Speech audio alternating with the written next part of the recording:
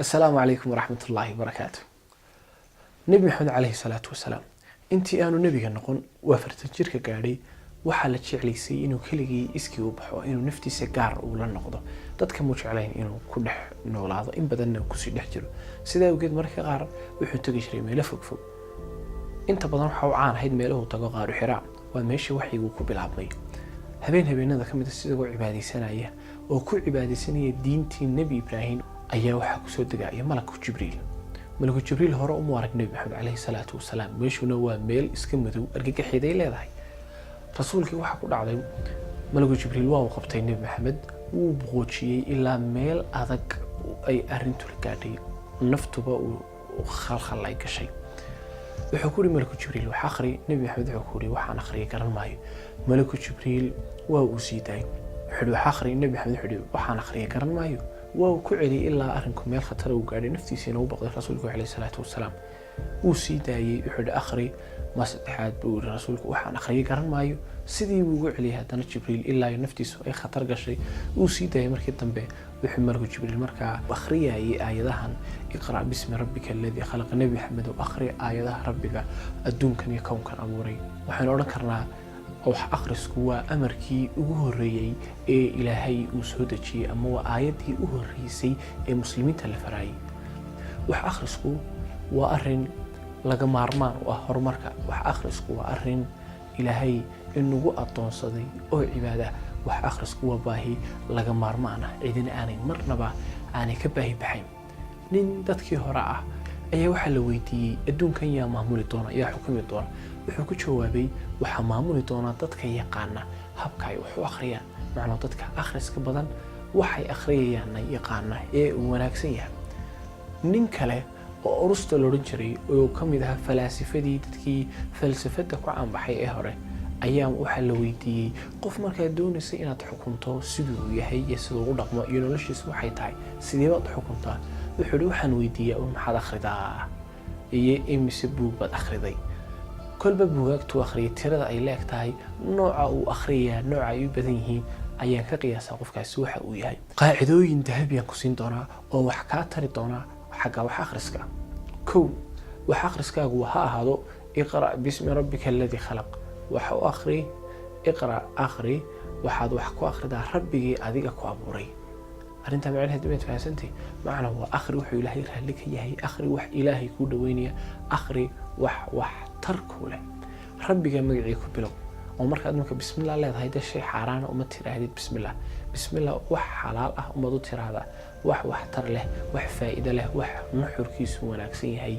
akhri laba wax walba wax ka akhri waa qaacido wax walba wax ka akhri macna waa maxay noloshu way noocyo badan tahay way badan tahay waxa aad u baahan tahay inaad wax walba wax ka ogaato haday siyaasad tahay hadii ay tahay sharci hadii ay tahay dhaqaale hadii ay tahay allahumma salli ala diinta xadiiska taariikhda islaamka wax walba maalin bad u baahnaan doontahay ugu yaraan wax ku baahi tira ka akhri saddex wax akhriska waxaad ka dhigataa caado joogto ah oo xiiso leh naftaada jeclisay wax akhriska sidoo kale caado joogto ka dhig oo ha ahaato caadadaasi caado si maalin ah aad u samaysaa caadadaasi waa inaad caado xiiso leh oo aanad marnaba aanad ka xiiso dhigin haddii mararka qaar aad ka xiiso dhigto aad soo istaagto waxaad akhri kartaa waxyaalaha sida sheekooyinka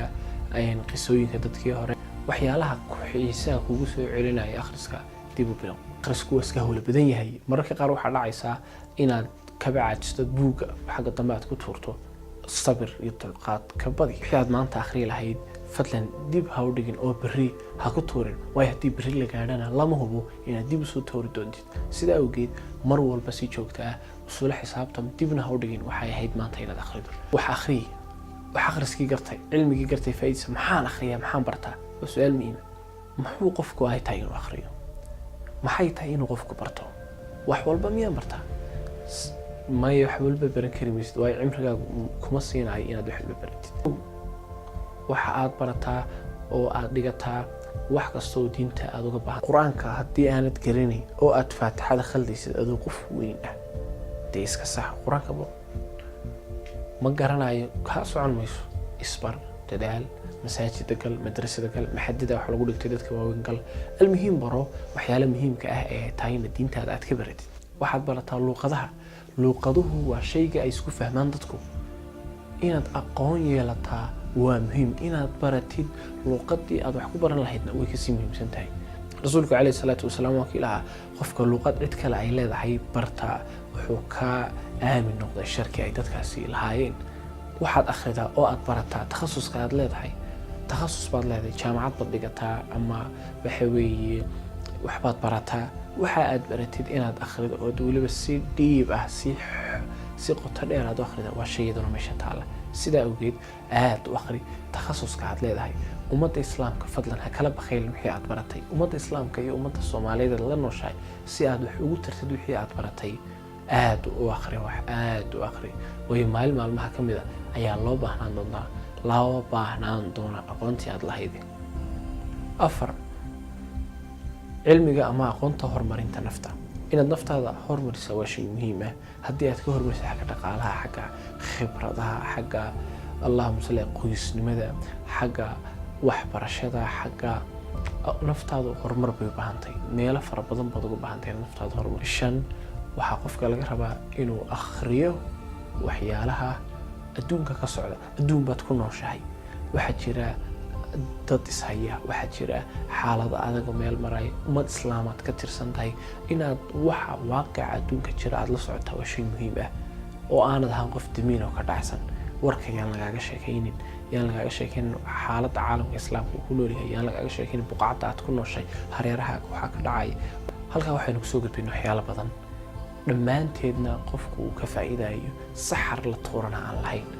inta kolba aad ka faa'iidaysato ayaad khayrka dheer tahay wassalaamu calaykum waraxmatullaahi wabarakaatuh allahuma salli wasallim calaa nabiyina maxamed